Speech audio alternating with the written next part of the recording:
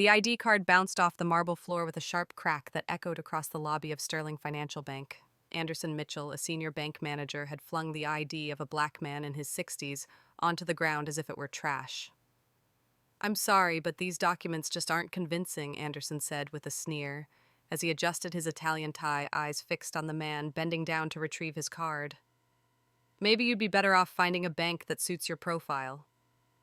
Roberto Silva remained kneeling for a few seconds, fingers closing firmly around the card without a trace of trembling.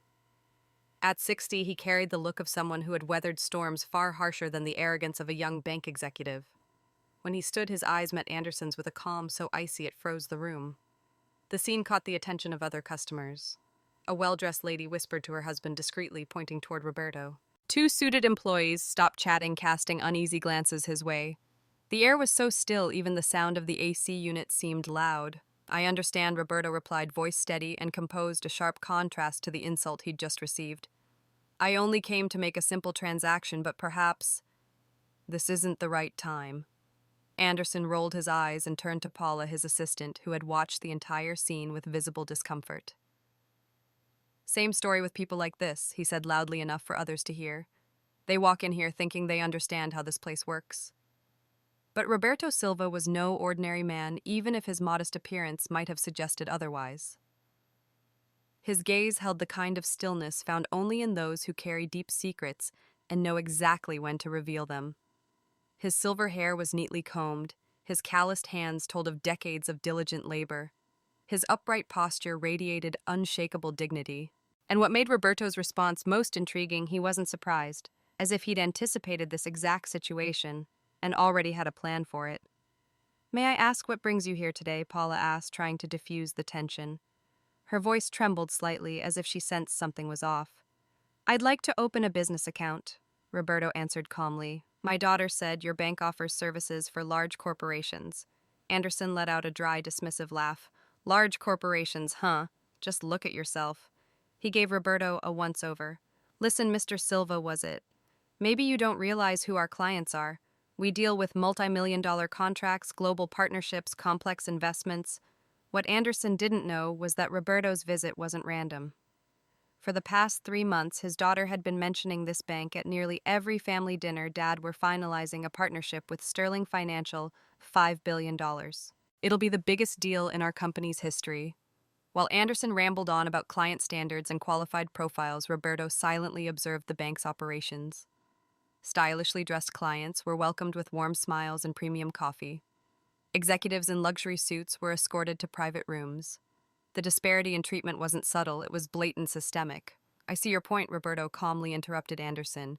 "Indeed, large corporations need worthy partners." Something in Roberto's tone made Anderson falter. There was a certainty in his words that didn't quite match the image of a man who'd just been humiliated. But Anderson dismissed the feeling as nothing. At the revolving doors, Roberto pulled out his phone and typed a message. "Camilla, I need to talk to you about Sterling Financial. Urgent." Her reply came within seconds. "What's wrong, Dad? I'm finalizing the contract with them. Let's just say I had an interesting experience with their customer service. We'll talk tonight." "Okay, Dad. Are you all right?" Roberto glanced back at Anderson, who was now groveling before a blonde client, and smiled faintly, a knowing, loaded smile. Some people were about to learn judging others by their ID card can come at a cost far greater than they imagine. That evening, in Camilla's sleek, light-filled kitchen, Roberto sat silently at the table, flipping through the pages of the contract his daughter was about to sign with Sterling Financial, a deal worth $5 billion. "Dad seems worried," Camilla noted, pouring more coffee into a delicate porcelain cup, one that cost more than Anderson's monthly salary. "What happened at Sterling?" Roberto sighed, carefully choosing his words. "Let's just say I had an enlightening experience regarding how they treat certain people." "What do you mean?" The manager, Anderson Mitchell, if I read the name tag correctly, wasn't exactly welcoming. In fact, he made it very clear what kind of customer he thought belonged in their bank. Camilla frowned. Anderson Mitchell. That name wasn't unfamiliar. She had seen it repeatedly in internal memos during the negotiation process, a senior manager directly responsible for facilitating the partnership between the two sides. "Can you tell me exactly what happened?" Roberto recounted everything from the moment he stepped into the bank to the instant his ID card was tossed onto the cold marble floor. As he spoke, Camilla's expression slowly shifted from concern to something far more dangerous. Camilla was known in the corporate world for her cold composure and strategic brilliance. When someone disrespected her or her family, the consequences were rarely light. He threw your ID on the ground like it was garbage. Her voice was soft but freezing, like the silence before a destructive storm. He did, sweetheart. But don't worry, I've lived through worse. And he had. Roberto Silva had built his first company out of the ashes of discrimination in the 1980s, when no bank would finance his dream of launching a construction firm. He sold off everything he owned, worked 20-hour days, and built affordable housing with his own hands, until he could finally hire his first employee. By the time he turned 60, he had sold that company for a massive 8-digit figure quietly invested across funds in 3 different countries. But his modest appearance never hinted at the fortune behind it. You know, he said, his voice calm and warm. It's always interesting to see how banks behave, especially when you're about to enter a major partnership with them. Camilla nodded slowly. That sharp glint in her eyes, Roberto had seen it since she was a child. $5 billion, Dad, she said, the largest deal in the company's history. I wonder how they'll react when they find out the unsuitable old man they humiliated today is the father of the CEO who's about to deliver the biggest profit their bank has ever seen. Meanwhile, at a luxury restaurant, Anderson Mitchell was enjoying dinner, raising a toast to yet another day of upholding sterling financial standards. He posted on LinkedIn about the importance of strict professionalism in client service. Colleagues chimed in with praise, applauding his dedication to excellence. What Anderson didn't know was at that very moment, Roberto was on a video call with 3 senior partners of Camilla's company, introduced as an informal strategic advisor. I'd like you all to meet my father, Camilla said through the screen. Roberto Silva, unofficial advisor and the wisest person I know. Roberto smiled calmly, masking the quiet gears turning in the mind of a man who had built an empire from nothing, bringing down a pompous manager. For him that was entertainment. A pleasure, he said. Camilla mentioned the collaboration between your firm and Sterling Financial. It sounds fascinating. In the conversation that followed, Roberto posed what seemed like harmless questions, timelines, key banking contacts, procedures for contract termination. The kind of things any concerned parent might ask. But a seasoned strategist was taking notes. Then casually he asked, just out of curiosity, does the bank have a policy on discrimination? I think a major partner like us would prefer working with institutions that hold clear ethical values. The partners exchanged looks. That's an excellent question, Mr. Silva. We'll be sure to add it to the final due diligence checklist before signing. And Anderson Mitchell. He slept soundly in his penthouse that night, convinced he had successfully protected the bank from the wrong kind of people. But Roberto stayed up until dawn, reviewing every line of the $5 billion partnership contract his daughter was about to sign, preparing for a morning that would shake the foundations of Sterling Financial. 3 days after the humiliation at the bank, Roberto Silva woke up before dawn. He did something he hadn't done in years, pulled out the only Hugo Boss suit still hanging in the closet since the day he sold his first company. This is not the time for humility, he told himself. This is the time to remember who I am. In the vast boardroom, Camilla, CEO of Coleman Industries, paced back and forth, flipping through the stack of documents for the 10th time. Dad, are you absolutely sure about this? She asked. If we cancel the contract, there's no going back. $5 billion, Dad. That's nearly half of the company's annual revenue. Roberto adjusted his cuff and gave a calm smile. Daughter, there's one thing I've learned after decades of building businesses: you can earn back money, but dignity once lost takes decades to reclaim. On the table lay the contract, the termination clauses, and financial reports. All night, Camilla and her legal team had combed through every comma looking for a legal way to break the partnership. Clause 17 allows for unilateral termination if the financial partner engages in discriminatory conduct, explained Chief Legal Officer Enrique Mora. But we'll need concrete evidence. Leave that to me, Roberto replied, sliding a file folder forward. What was inside Anderson Mitchell's LinkedIn posts over the past 2 years, hinting at racial bias. Discriminatory comments on posts about quality standards. Subtle yet telling likes on content promoting exclusion and bias. Even a seasoned lawyer like Mora had to swallow hard. Good Lord. How did you get all this? Roberto smiled. When you're 60 and you've been building companies since you were 20, you learn one thing: information is power. Anderson Mitchell isn't just arrogant, he's careless. Meanwhile, Anderson Mitchell was basking in what felt like a week of triumph, posting about last quarter's growth on LinkedIn, receiving dozens of compliments from peers, just rejected 3 unsuitable clients. Some people just don't get that we have standards here, he told Paula while sipping his mid-morning coffee. Paula Anderson's assistant had felt increasingly uneasy since the Roberto incident. Anderson, have you ever thought maybe we're being too selective, Paula, sweetheart? You've still got a lot to learn, Anderson said with a smug smile. After a while, you develop instincts. I know exactly who deserves to be here. What Anderson didn't know was at that very moment, Roberto Silva was being warmly welcomed at his daughter's company headquarters. Welcome, Mr. Silva, strategic advisor. The receptionist greeted him with a bow, and employees paused in the hallway to acknowledge him. Dad, meet Marcus Thompson, the company's CFO, Camila said, leading him into a boardroom that overlooked the city skyline. Marcus shook his hand with the kind of respect reserved for top-tier investors. It's an honor to meet you, Mr. Silva. Camila often talks about your business acumen. In the meeting that followed, Roberto showed exactly why he had built and sold businesses for decades. His questions were sharp, his analysis thorough, and his suggestions demonstrated a razor-sharp strategic mind. Marcus, if we terminate the contract with Sterling Financial, what would the financial impact be? Roberto asked, as if casually. Marcus flipped through the report and replied cautiously, it would be significant but not catastrophic. In fact, Commonwealth National Bank has offered even better terms. Camilla and Roberto exchanged a knowing glance. Everything was falling into place. There's one more thing, Roberto said, his voice dropping low. I've done a deep dive on Anderson Mitchell. He's not just casually biased, it's systematic. He pushed forward another folder leaked internal emails from a disgruntled former employee of Sterling Financial. Inside, Anderson referred to Latin American clients as cultural risks. He subtly flagged black entrepreneurs as statistically untrustworthy. Marcus whispered, this is unbelievable.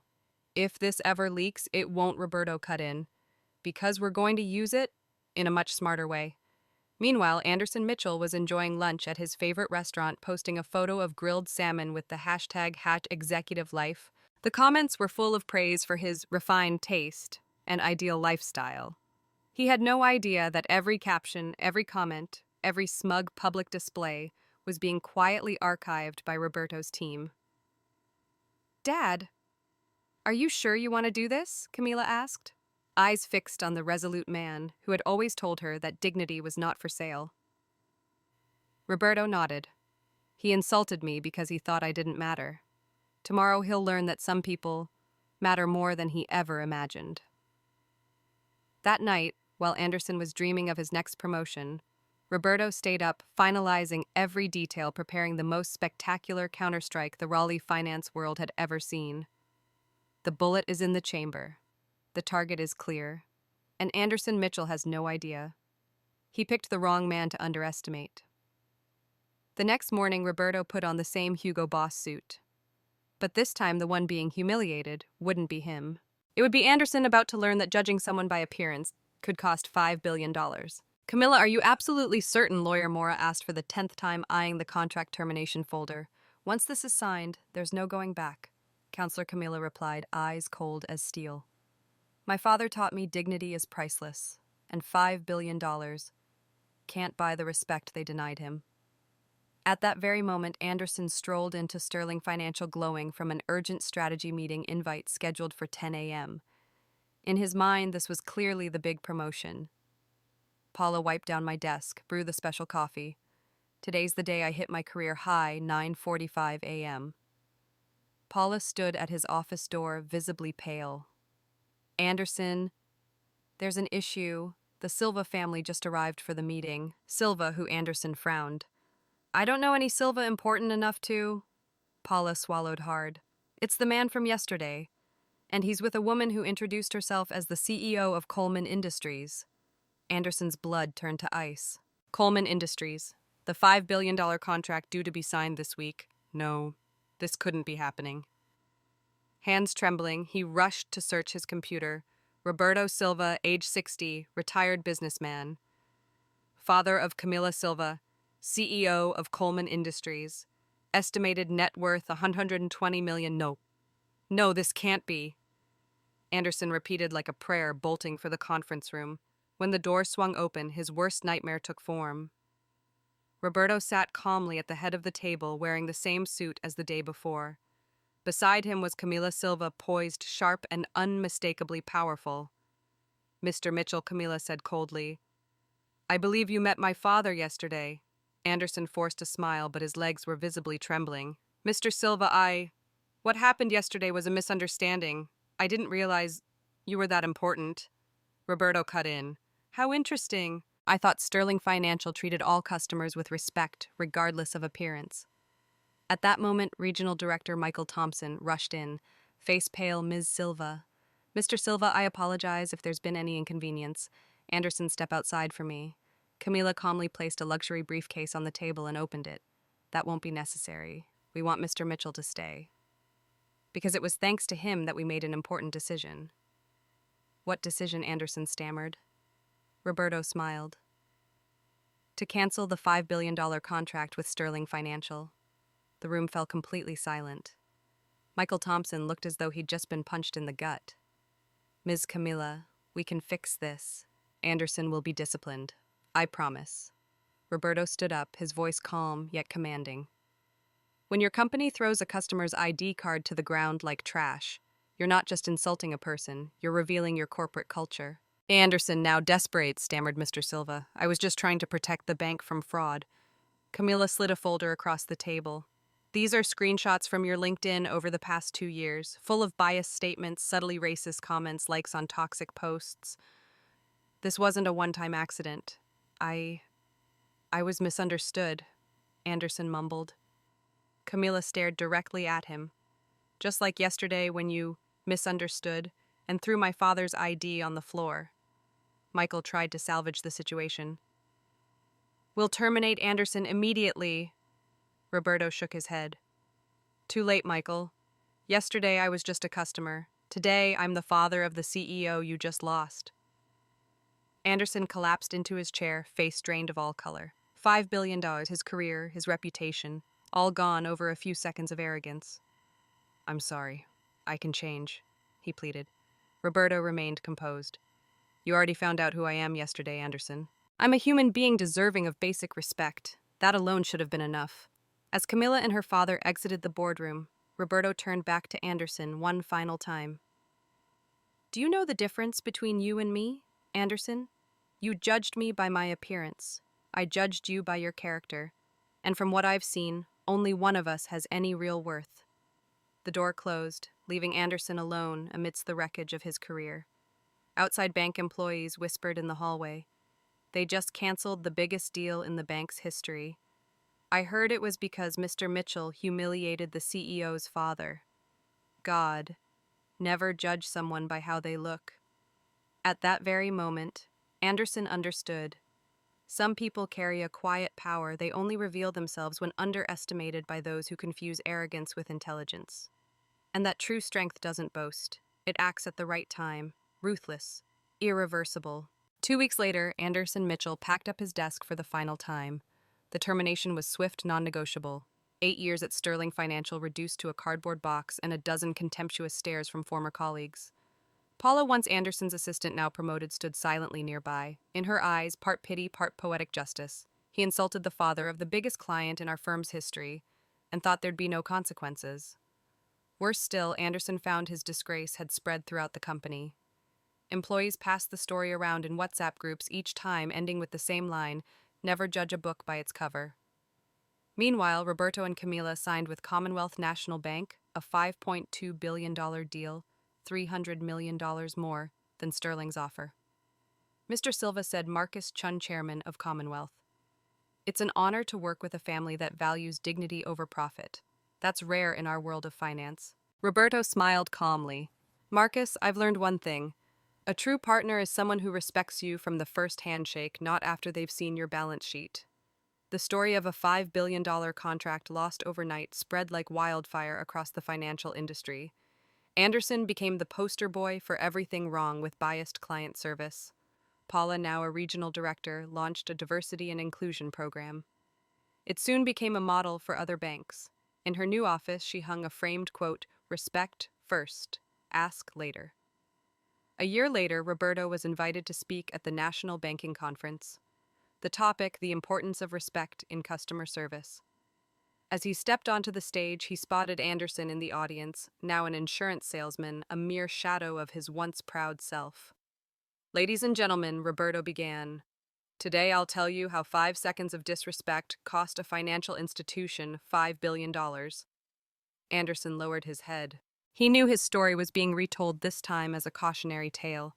The speech ended with a message that silenced the entire hall. The difference between dignity and discrimination isn't in how much someone has, but in who is serving them. As Roberto stepped off the stage to thunderous applause, he realized that humiliation hadn't broken him, it had only exposed the moral weakness of those who believe power is the ability to belittle others. Anderson had tried to destroy Roberto, but in the end, only destroyed himself. Roberto had learned the best revenge isn't retaliation. It's building something so great that the one who tried to tear you down realizes just how small they really are.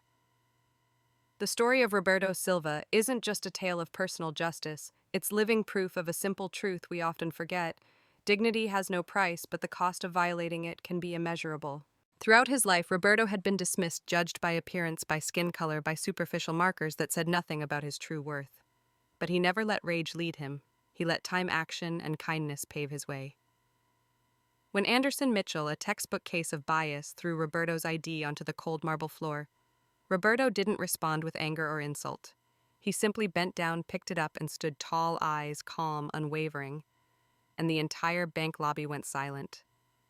Because he knew the arrogant never realize who they're dealing with until it's far too late.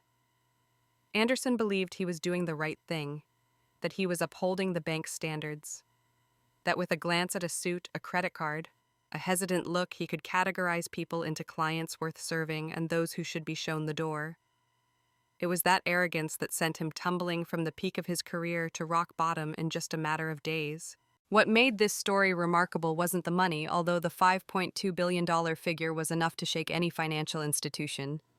It was the composed silence of Roberto Silva, a man who had endured racial discrimination through the 1980s, who built his company with his own hands and blood, and yet never lost faith in human dignity.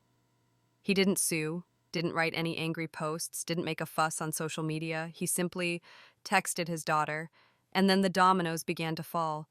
Coleman Industries, founded and run by his daughter, wasn't just a strategic partner, it was the single biggest deal Sterling Financial had ever come close to. The contract, once signed, would have elevated the entire region's banking sector to a new level. But instead of signing, Camilla canceled without hesitation. Because in her eyes, nothing was more valuable than standing up for the man who once raised her with bloodied hands under the scorching sun of a working-class construction site. That one canceled deal didn't just cost Sterling $5 billion. It triggered a domino effect, shattered reputation, plummeting stocks, a media firestorm, and growing doubt from other partners. Most significantly, people began to scrutinize how the bank treated customers, a system they'd once proudly called standard. Paula, the only person in the room that day who had dared to question her superior, later became regional director. She spearheaded a diversity and inclusion training program that went on to inspire countless other banks. She understood that one dismissive look, one offhanded comment, one mocking shrug might not kill someone, but it could kill their trust. And it could destroy an empire. Anderson Mitchell now has nothing. Once a senior executive, he has become the textbook example of failure in every customer service training program. His story is retold every year as a warning, but he himself no longer has the chance to make it right. Meanwhile, Roberto, the man once deemed unfit for that very bank, went on to become a strategic advisor to multiple major corporations. His office remains open to young entrepreneurs who've been rejected because of their name, their skin color, or their background. He teaches them that dignity should lead the way, that calmness breaks prejudice, and that success speaks louder than anything. At a major financial conference shortly after, he ended his keynote with a sentence that brought the entire room to its feet.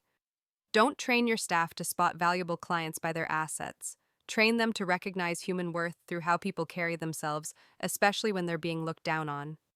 Because, as Roberto has proven, when you dismiss someone based on appearances, you're not just misjudging them, you could be trading away a future you'll never get back. Thank you for watching. I hope you enjoyed a relaxing and captivating storytelling experience. If you liked the video, don't forget to like and subscribe. Your support gives me the motivation to create more amazing content.